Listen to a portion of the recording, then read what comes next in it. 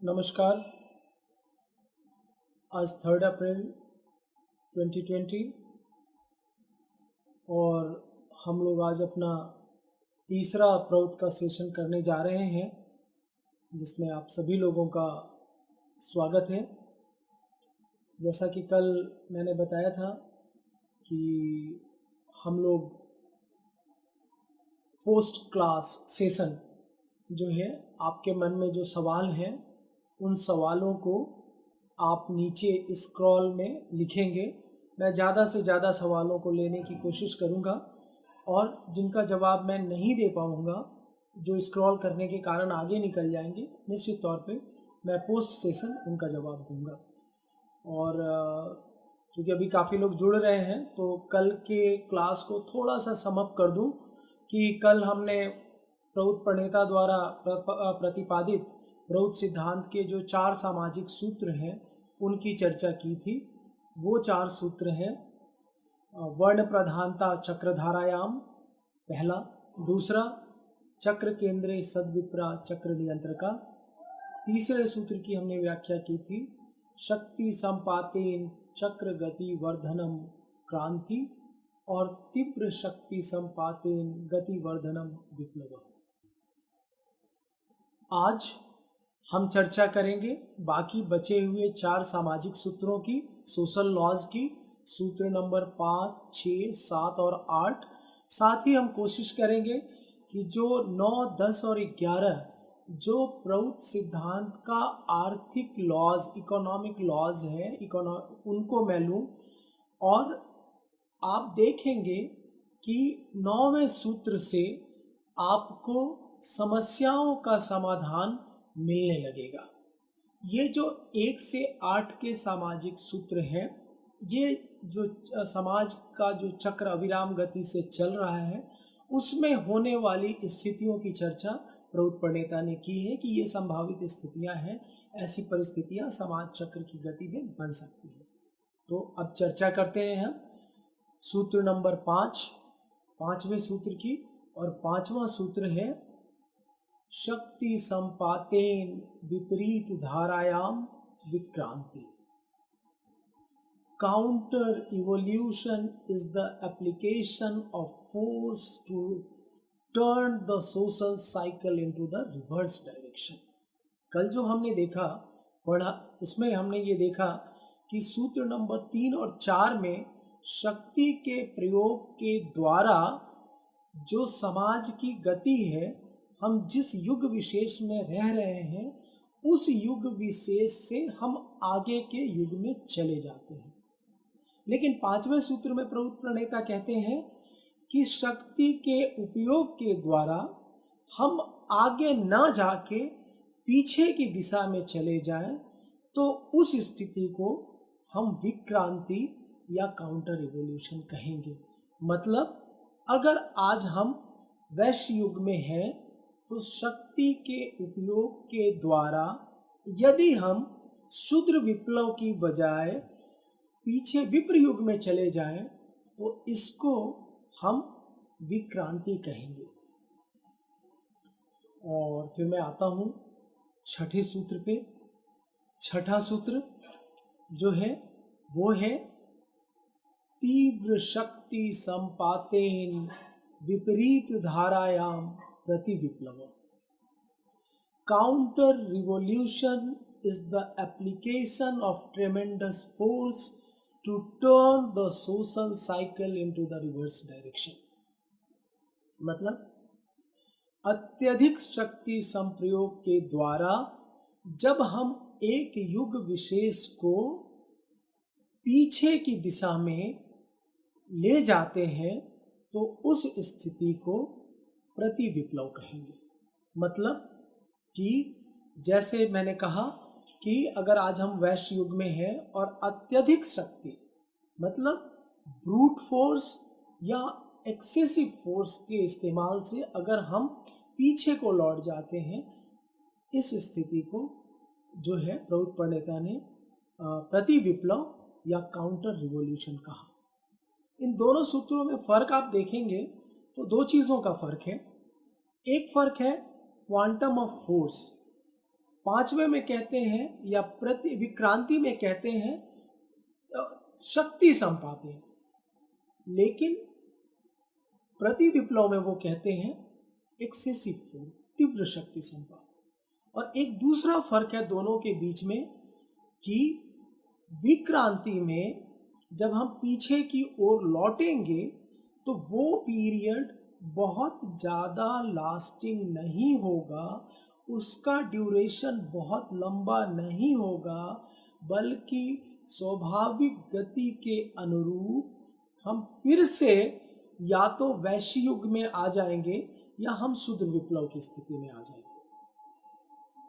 और यहाँ पे प्रति विप्लव में एक्सेसिव फोर्स का हम यूज करते हैं, और ये जो स्थिति होगी इसका जो ड्यूरेशन होगा, इसका ड्यूरेशन विक्रांति से भी कम होगा, विक्रांति से भी कम लास्टिंग होगा, और अपने नेचुरल प्रोसेस या सामान्य प्रक्रिया के तहत ये वापस से वैश्य युग में आ जाएगा या हम शुद्ध विप्लव में चले जाएंगे।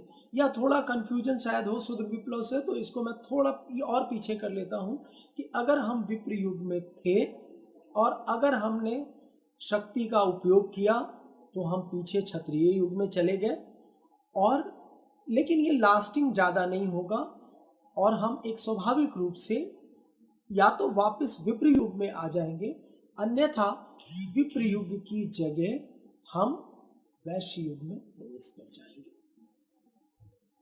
ये स्थितियां हैं समाज की, जो समाज चक्र की गति में ये संभावित स्थितियां बनती हैं। आते हैं हम सातवें सूत्र में, और इनके पीछे मैं बहुत ज़्यादा समय इसलिए नहीं दे रहा हूँ क्योंकि हम बार बार कहते आए हैं कि प्रभु तमाम सामाजिक आर्थिक समस्याओं का निदान देता है, तो हमें उस निदान के पार्ट की ज़्यादा चर्चा करनी है और उस पर मैं ज़्यादा समय दूंगा। सातवां सूत्र है पूर्णावर्तनेन परिक्रांति। Complete rotation of the social cycle will be called peripheric evolution. समाज चक्र का पूर्ण हो जाना, एक बार पूर्ण हो जाना, इस स्थिति को हम परिक्रांति कहेंगे। मतलब हमने शूद्र युग से चलना शुरू किया, शूद्र युग से हम क्षत्रिय युग में आए, क्षत्रिय युग से हम आगे बढ़ के फिर विप्र युग में प्रवेश किए, विप्र युग के बाद हम वैश्य युग में आए, वैश्य युग के शोषण से शूद्र विप्लव होता है, और जो शूद्र विप्लव होता है तो ये एक समाज का चक्र कंप्लीट होता है। इस चक्र के कंप्लीट होने को हम परिक्रांति या पेरिफेरिक इवोल्यूशन कहते हैं। आठवां सूत्र है वैचित्र्यम प्राकृत धर्म समानम न भविष्यति। Diversity is the law of the nature. Two things can never be identical. ये जो विभिन्नता है, ये जो हमारी अनेकता है, यही प्राकृतिक है, और दो चीजें कभी भी आइडेंटिकल नहीं हो सकती हैं। देखिए, वर्ड आइडेंटिकल उन्होंने कहा, सिमिलर नहीं कहा, और सिमिलर और आइडेंटिकल में बहुत फर्क है। सिमिलर मतलब जैसे दो बच्चे हैं, ट्विंस हैं, जुड़वा बच्चे हैं, तो आप देखेंगे कई बारी माँ बाप भी धोखा खा जाते हैं अगर उनको कपड़े वैसे ना पहनाए जाए अलग अलग, तो और पड़ोसी तो धोखा खाते ही हैं कि अरे ये वाला कौन, सीता कौन है, गीता कौन है, राम कौन है, श्याम कौन है। तो लेकिन आप जब उनके कैरेक्टरिस्टिक पे जाएंगे तो दोनों बच्चों के खाने की चॉइस अलग होगी, उनके रंगों की पसंद अलग होगी, चीज़ों के बारे में उनकी सोच अलग होगी, और ये वो ट्विंस हैं, बावजूद उसके उनके जीन्स सिमिलर तो होंगे बट आइडेंटिकल नहीं होंगे। और प्रौद्ध प्रणेता कहते हैं कि यही स्वाभाविक है, यही नेचुरल है, यही हमारी जो डाइवर्सिटी है, यही जो है प्राकृत है। सभी को हम सोचें कि बिल्कुल एक जैसा बना दें, तो इसको उन्होंने कहा कि नहीं, ये अस्वाभाविक स्थिति है। वैचित्र्यम प्राकृत धर्म समानम न भविष्यति, भविष्य में भी जो है दो चीज़ें आइडेंटिकल नहीं होगी, चाहे वो दो एटम्स ही क्यों ना हो, दो अणु परमाणु ही क्यों ना हो, वो आइडेंटिकल नहीं होते। और अब चलते हैं हम प्रौद्ध के उन सूत्रों की ओर जो वर्तमान सामाजिक और आर्थिक समस्याओं का एक व्यवहारिक और वर्केबल सॉल्यूशन देते हैं। जैसा मैंने बताया था पहले दूसरे कल के क्लास में कि 9, 10 और 11वां सूत्र प्रौद्ध के इकोनॉमिक लॉज हैं, तो हम चर्चा करेंगे अब 9वें सूत्र की। और 9वां सूत्र है युगस्य सर्वनिम्न प्रयोजनम सर्वेषां विधेयम्। The minimum requirements of the age should be guaranteed to all।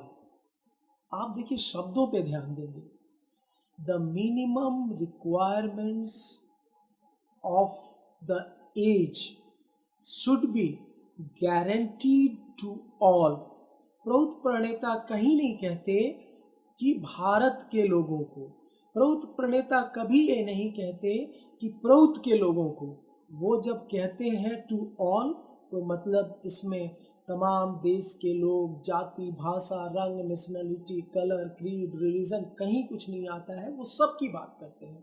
और क्या कहते हैं कि सभी लोग उस युग विशेष की न्यूनतम आवश्यकताओं की सबके लिए गारंटी होनी चाहिए।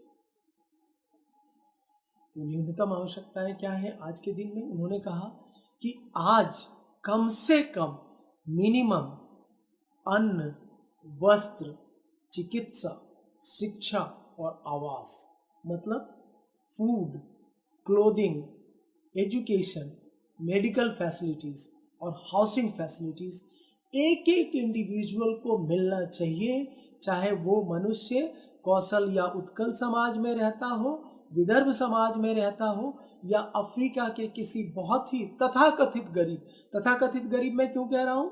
क्योंकि आप जब उन देशों को या प्रदेशों को देखेंगे जहाँ गरीबी ज़्यादा है, आप जब उसका एक माइन्यूट रिसर्च करेंगे या असेसमेंट करेंगे तो आप पाएंगे कि वो एक्चुअली बहुत ही समृद्ध प्रदेश या देश है।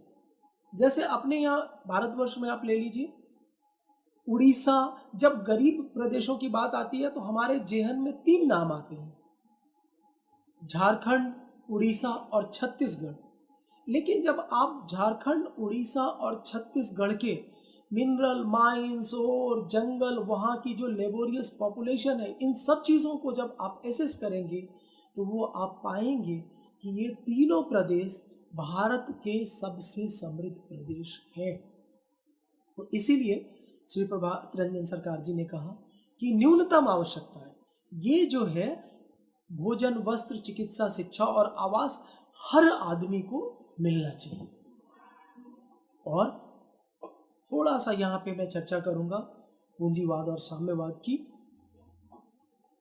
कि आप पूंजीवाद को पढ़ें और साम्यवाद को पढ़ें। पूंजीवाद एक स्कॉटिश इकोनॉमिस्ट थे।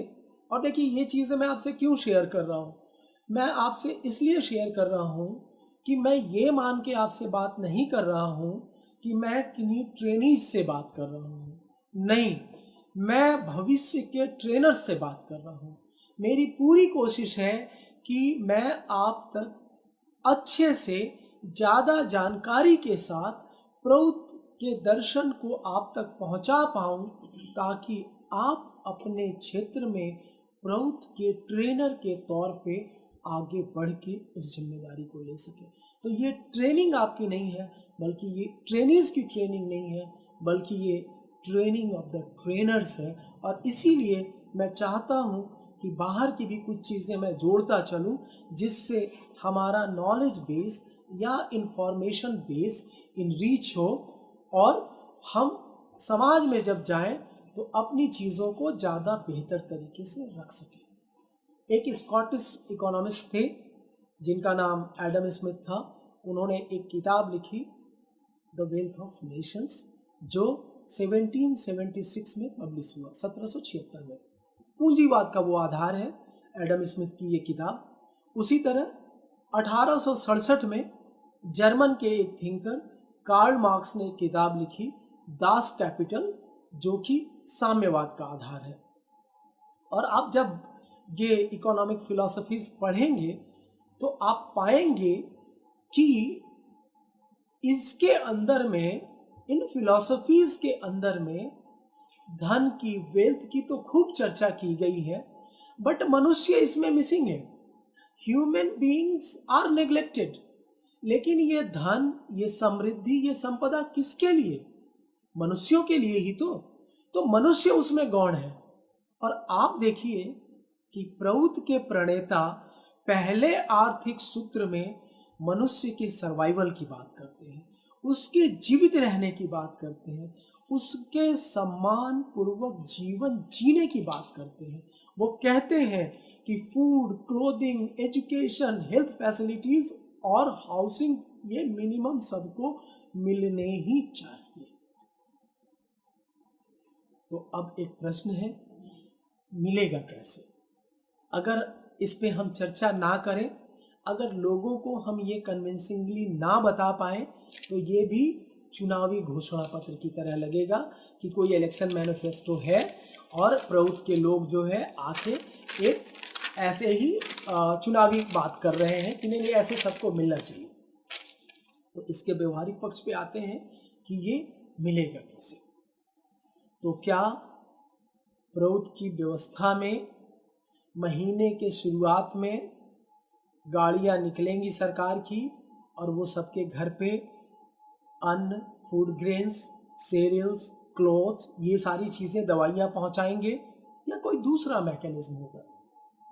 तो इस मैकेनिज्म पे मैं आऊँ उसके पहले मैं आपको बताऊं कि हमारे देश में भी आप देखेंगे कि भारत की भी सरकार और डिफरेंट स्टेट गवर्नमेंट्स भी बहुत सारी चीज़ें बहुत कम दाम पे लोगों को दे रही हैं। जैसे आपने देखा होगा कि इलेक्शन मैनिफेस्टो में लोग कहते हैं कि हम 1 रुपये किलो गेहूं देंगे, 2 रुपये केजी राइस प्रोवाइड कराएंगे, और इस तरह की बहुत तरह की घोषणाएं सरकारें करती रहती हैं।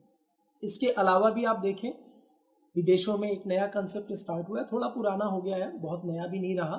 That is called UBI, universal basic income, जिसमें गरीब लोग या अनएम्प्लॉयड लोगों के लिए एक इंसेंटिव के तौर पे एक अमाउंट दिया जाता है, जिससे वो अपने न्यूनतम आवश्यकताओं की पूर्ति कर सकें।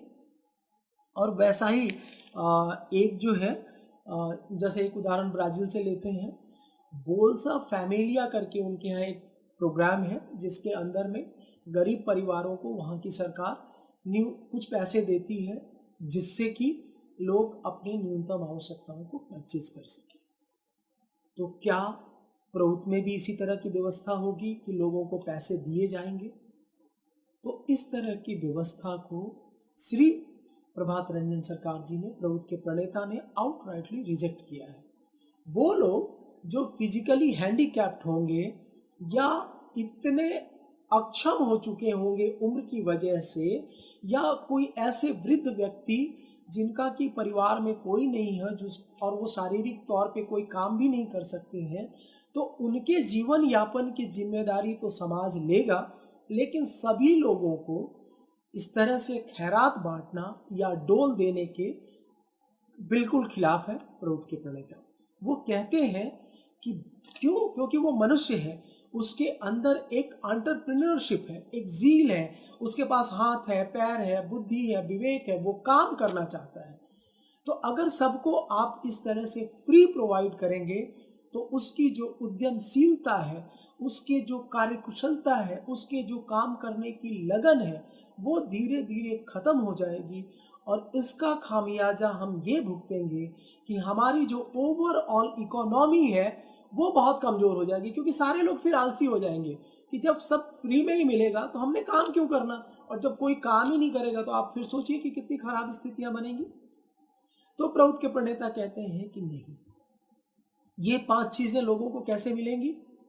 इन 5 चीज़ों के लिए तो वो पहली बात कहते हैं कि इसको पीपल्स इकोनॉमी में, जब हम क्वाड्री डायमेंशनल इकोनॉमिक्स में जाएंगे, तो जो उसका पहला है पीपल्स इकोनॉमी में वो कहते हैं कि ये सिर्फ वर्ड्स में नहीं रखना है, इसको एक कॉन्स्टिट्यूशनल गारंटी देनी होगी कि अगर सरकारें लोगों को न्यूनतम आवश्यकताएं प्रोवाइड नहीं कर पाए तो वो व्यक्ति कोर्ट में जाके कहे कि देखिए मैं पढ़ा लिखा हूँ या मैं पढ़ा लिखा नहीं भी हूँ तो शारीरिक तौर पे मैं सक्षम हूँ, मैं काम करना चाहता हूँ लेकिन मुझे काम नहीं मिल रहा है तो मैं अपना जीवन यापन कैसे करूँ, जिसकी की गारंटी मुझे कॉन्स्टिट्यूशन देता है। तो और आज आप देख रहे हैं किसान आत्महत्या कर रहे हैं, बेरोजगार आत्महत्या कर रहे हैं, बल्कि पिछले साल 2018 में, क्योंकि 2019 के आंकड़े अभी आए नहीं हैं, बेरोजगारी की दर ऐसी है कि हर 2 घंटे पे 3 बेरोजगार लोग आत्महत्या कर रहे हैं। 3 unemployed youth committed suicide in 2018, और ये भारत सरकार के आंकड़े हैं, मेरे आंकड़े नहीं हैं। तो प्रौद्ध के प्रणेता कहते हैं कि इसको कॉन्स्टिट्यूशनल वैलिडिटी गारंटी देनी होगी ताकि जब किसी सिटीजन को वो ना मिले तो वो कोर्ट में जाके क्लेम करे कि मैं काम करना चाहता हूँ, पढ़ा लिखा हूँ, मेरे योग्यता के अनुरूप मुझे काम दिया जाए। पहला तो ये हुआ।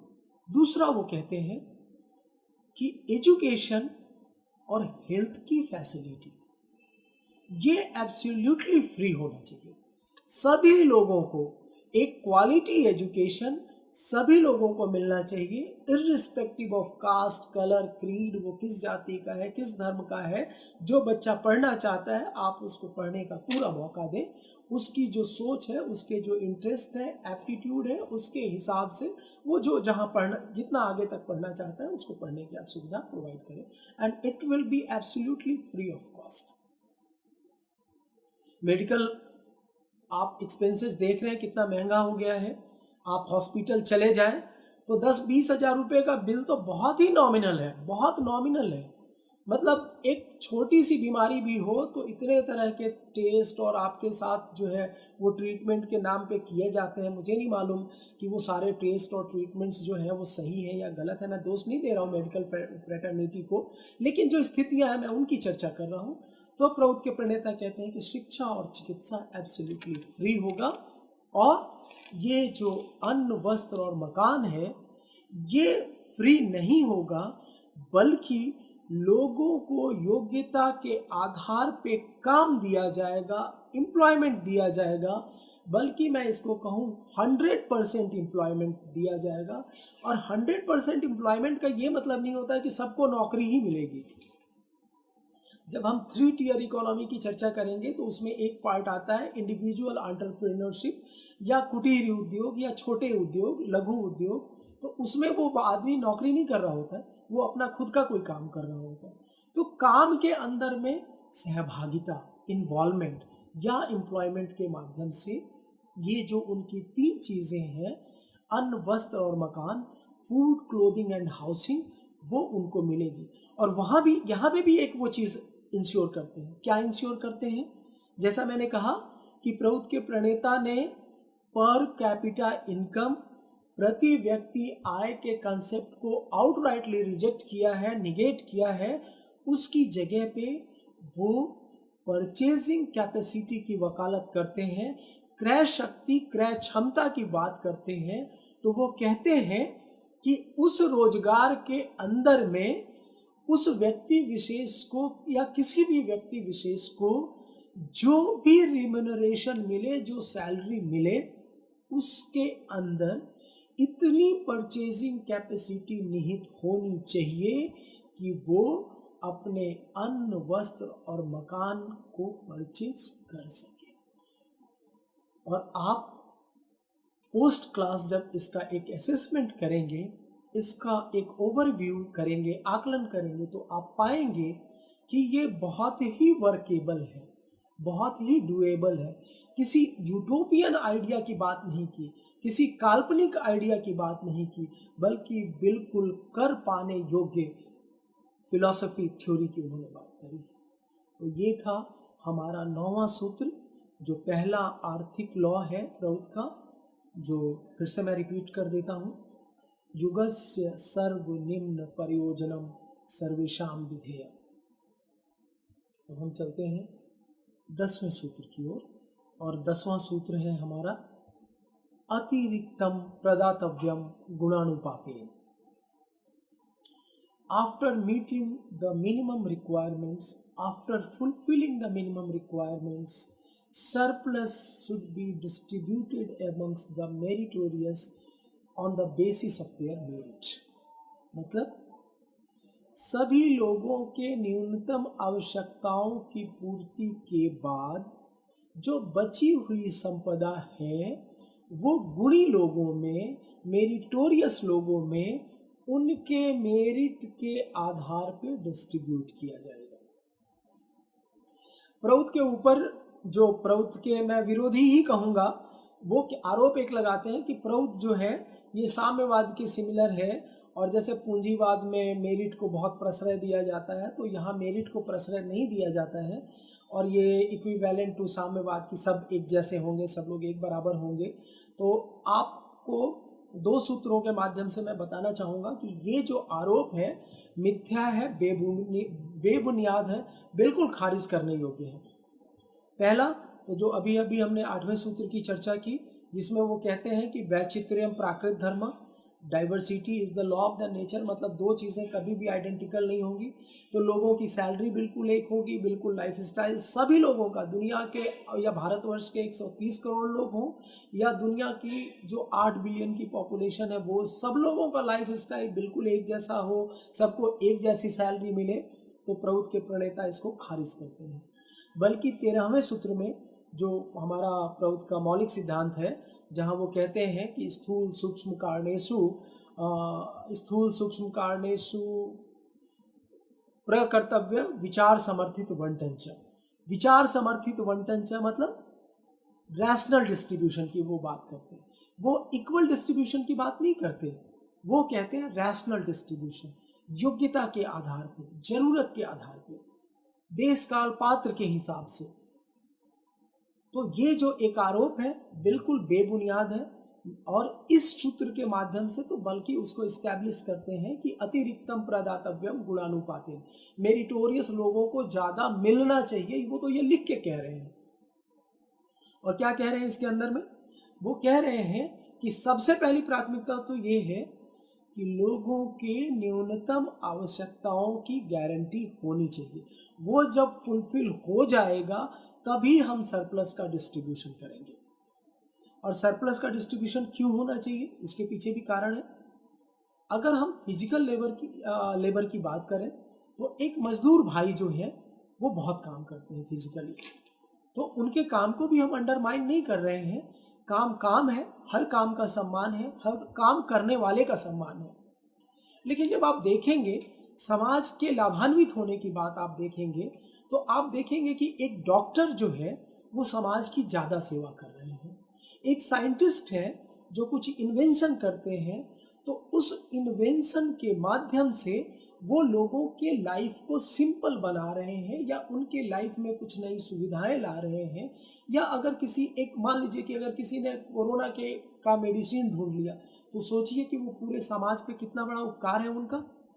तो इसलिए प्रौद के प्रणेता कहते हैं कि मेरिटोरियस लोगों की योग्यता का उनके योग्यता के आधार पर सम्मान करोगे. ऐसा भी नहीं है कि सबको फिर वहाँ पे भी इक्वल ट्रीटमेंट नहीं करेंगे, वहाँ पे भी हम रैशनल ट्रीटमेंट करेंगे कि जिनकी जैसी योग्यता होगी उसके अनुरूप हम करेंगे.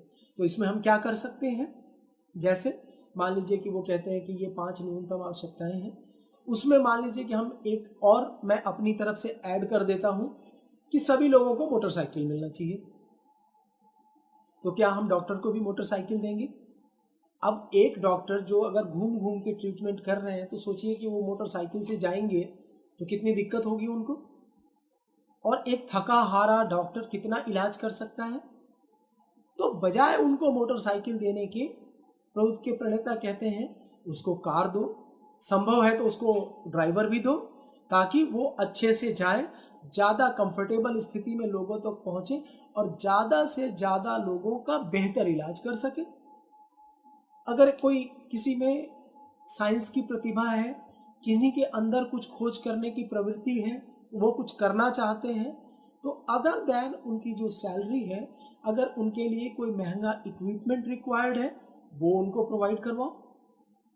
प्रभुत्व के प्रणेता कहते हैं कि कैश में देने की आवश्यकता नहीं है। क्यों कैश में देने की आवश्यकता नहीं है? क्योंकि प्रभुत्व के पहले मौलिक सिद्धांत में वो कैश के ऊपर में एक अंकुश लगाने की बात करते हैं, जो कहते हैं कि समाज आदेशेन बिना धन संचय अकर्तव्य। वो कहते हैं कि ये जो धन का गैप है इसको भरने की आवश्यकता है, इसको मिनिमाइज करने की आवश्यकता है। तो वो कहते हैं कि लोगों को कैश में मत दो, लेकिन उनको फैसिलिटीज दो, उनको काइंड्स में दो, उनको इक्विपमेंट चाहिए उनको इक्विपमेंट दो, अगर उनको हेल्पर्स की आवश्यकता है, असिस्टेंस की आवश्यकता है तो उस तौर पे दो, ताकि उनके प्रतिभा का भी सम्मान हो और लोगों के अंदर में काम करने का, समाज के कल्याण के लिए कुछ और नया कर पाने का भाव जीवित रहे। अन्यथा क्या होगा? साम्यवाद में लोग क्यों नहीं काम करते हैं? आप जितनी साम्यवादी सरकारें रही हैं जहाँ जहाँ, आप वहाँ पाएंगे कि जैसे जर्मनी का उदाहरण लीजिए। पहले जर्मनी, पश्चिम जर्मनी और पूर्वी जर्मनी एक ही थे, फिर वो बटे, लेकिन जब बंटवारा हुआ तो बंटवारे के बाद जब फिर 1990 में बर्लिन की वॉल टूटी और फिर से दोनों जर्मनी एक हुए, तो दोनों जर्मनी के आर्थिक स्थिति में बहुत का जमीन आसमान का फर्क था। पश्चिमी जर्मनी जो बहुत डेवलप था, वहीं पूर्वी जर्मनी की स्थिति बहुत खराब थी। कारण क्या था?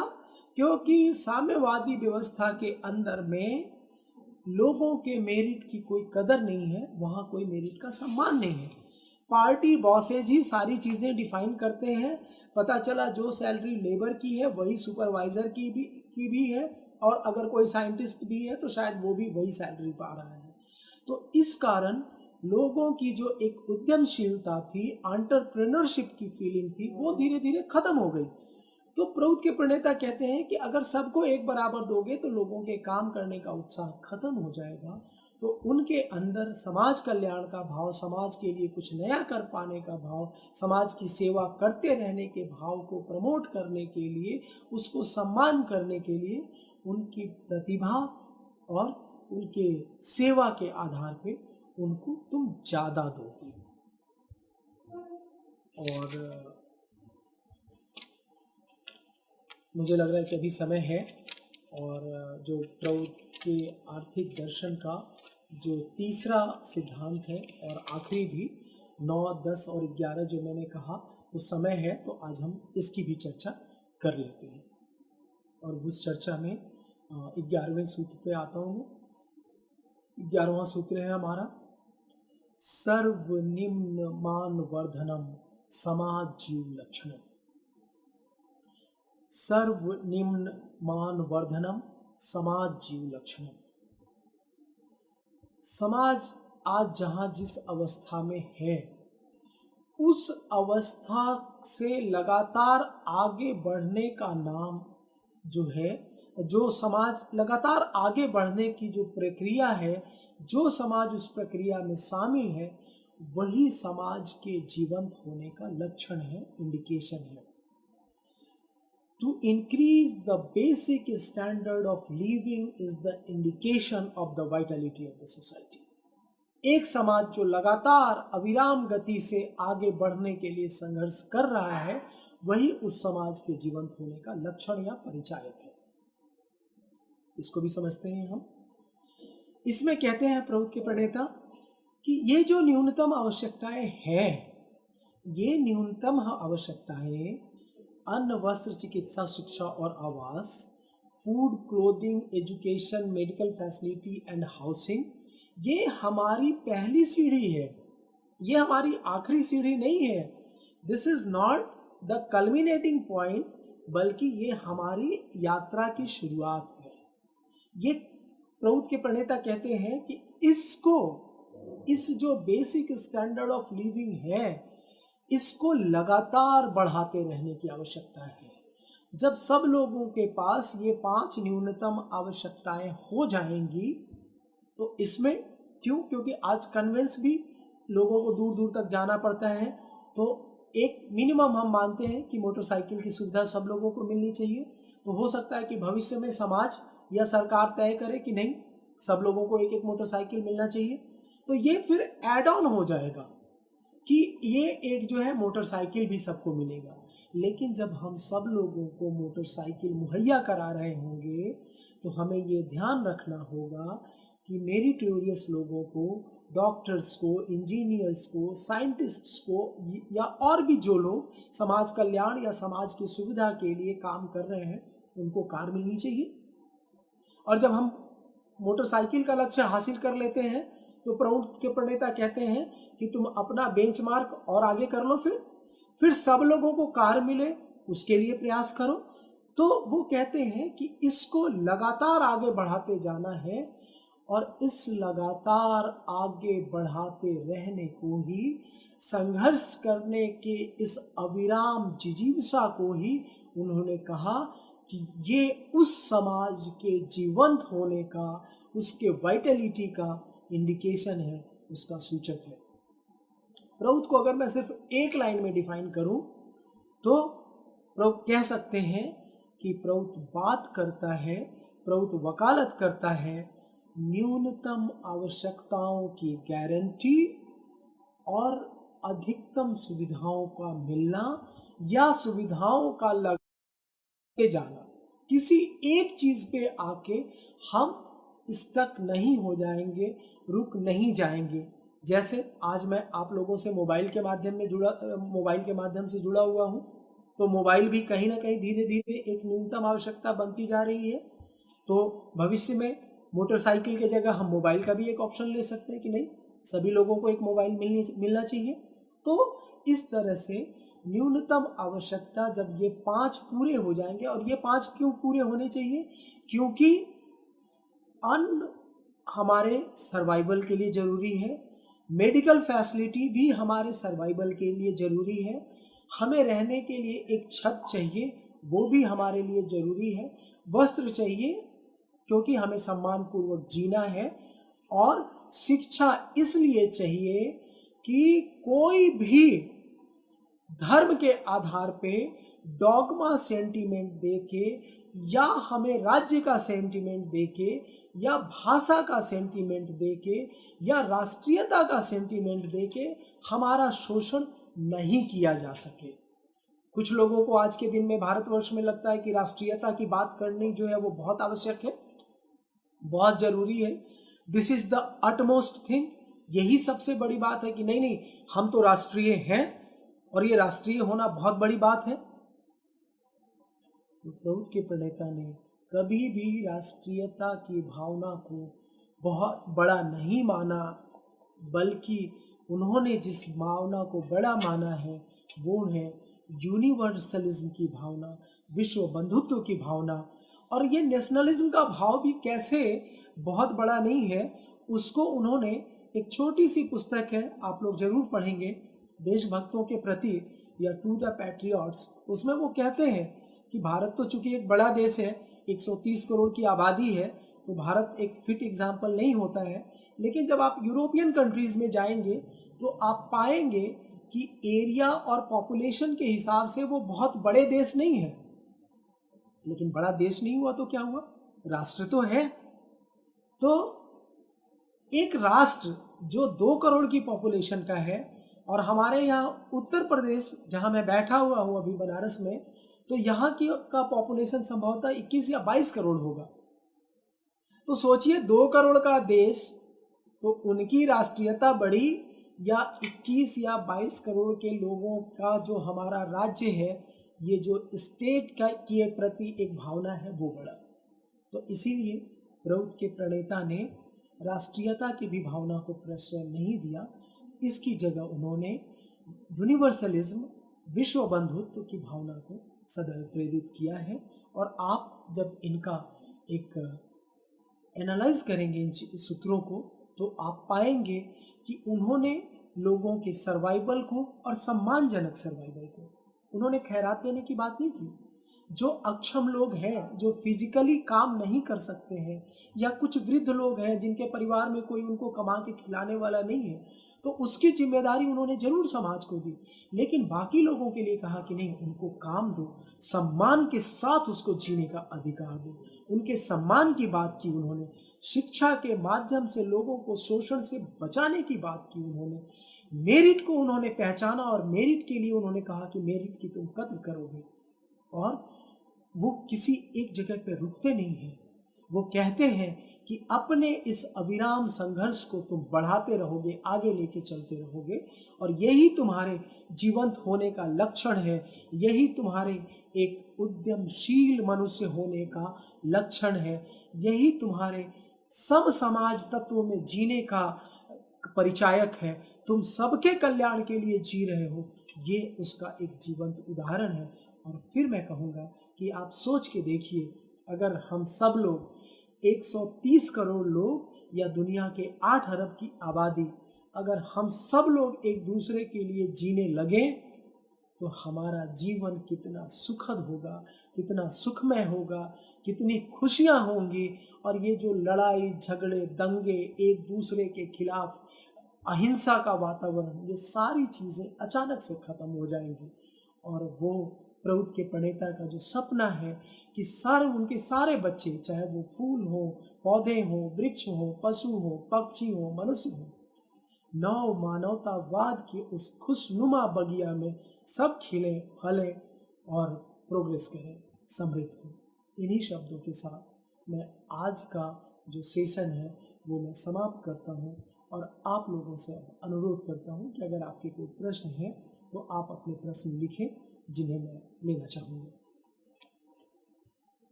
वेद प्रकाश जी ने एक सवाल पूछा है कि प्रकृति के दौरान की सीमा कैसे और कौन निर्धारित करेगा। तो ये सवाल मैं समझ नहीं पा रहा हूँ कि प्रकृति के दौरान, प्रकृति मतलब प्राकृतिक, नेचुरल। जैसे कहते हैं ना कि ये बच्चा तो इनबॉर्न टैलेंटेड है, प्राकृतिक रूप से टैलेंटेड है, तो मैं उस प्राकृतिक अवस्था की बात कर रहा था, मैं नेचर की बात नहीं कर रहा था, जिसको कि इंग्लिश में सुप्रीम ऑपरेटिव प्रिंसिपल कहते हैं। मैं उनकी बात नहीं कर रहा था, बल्कि नेचुरली जो चीज़ें इवॉल्व होती हैं मैं उनकी बात कर रहा था। सूरज कुमार जायसवाल जी ने कहा है कि दादा यूनिवर्सलिज्म को एक बार पुनः स्पष्ट करने की कृपा करेंगे। तो यूनिवर्सलिज्म जो है एक विश्व बंधुत्व की भावना है। आज क्या है, हम जाति में बटे हुए हैं, हम धर्म के आधार पे बटे हुए हैं, हम भाषा के आधार पे बटे हुए हैं, देशों की सीमाओं के आधार पे हम बटे हुए हैं। तो प्रौद्ध के प्रणेता कहते हैं, और अगर आप आज से बहुत ज़्यादा पीछे आपको जाने की ज़रूरत नहीं है, अगर आप आज से सिर्फ 5-7 हज़ार साल पीछे जाइए तो ये देश की सीमाएं नहीं होती थी। ये अलग बात है कि हमें ये नहीं पता था कि क्रिस्टोफर कोलंबस के आने के पहले कि भारत एक देश है या अमेरिका एक देश है। मार्को पोलो के चाइना पहुंचने के पहले ये नहीं पता था कि इटली भी एक देश है और चाइना भी एक देश है। लेकिन वो देशों की सीमाएं उस तरह से निर्धारित नहीं थी जिस तरह से अब निर्धारित करके बांट दिया गया है।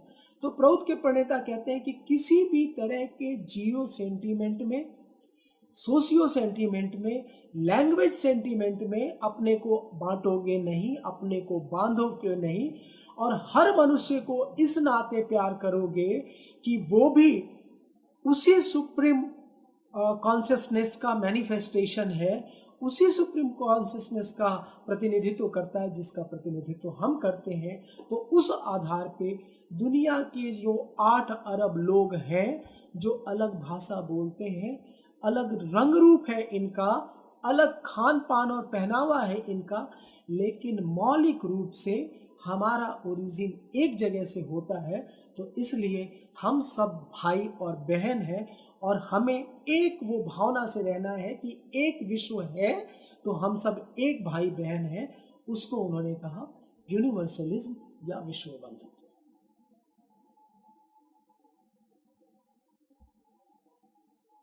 और किन्हीं का अगर सवाल हो तो कृपया वो सवाल लिखेंगे अपना।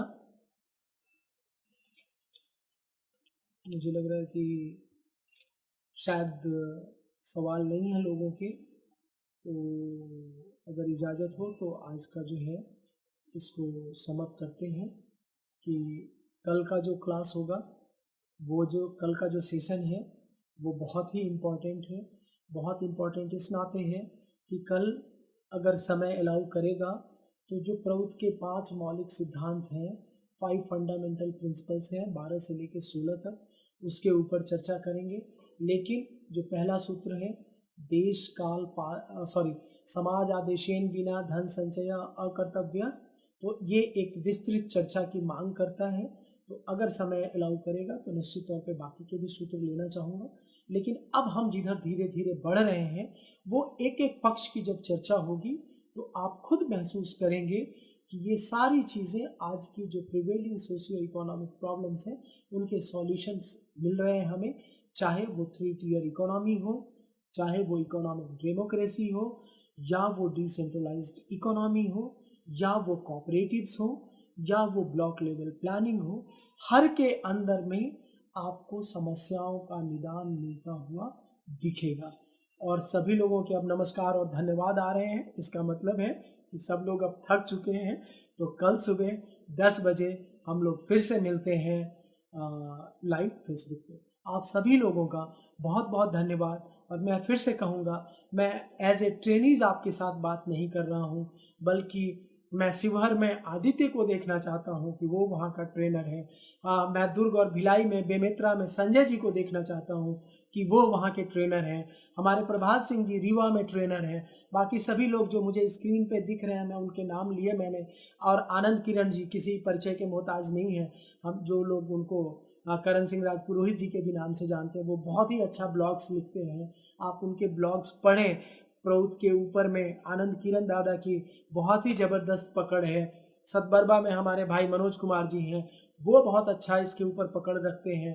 मुंबई के अंदर में हमारे दादा दिलीप सिंह सागर जी हैं, वो बहुत अच्छी पकड़ रखते हैं। तो हम सब लोगों की एक सामूहिक जिम्मेदारी है कि हम सभी लोग एक ट्रेनर के तौर पे तैयार हों और अपने अपने क्षेत्र में जो है प्रौध के झंडे को लेके बहुत ही बुलंदी के साथ, बहुत जिम्मेदारी के साथ आगे बढ़ें। इन्हीं शब्दों के साथ मैं आज का सेशन समाप्त करता हूँ। बहुत बहुत धन्यवाद, बहुत आभार आप सभी लोगों को।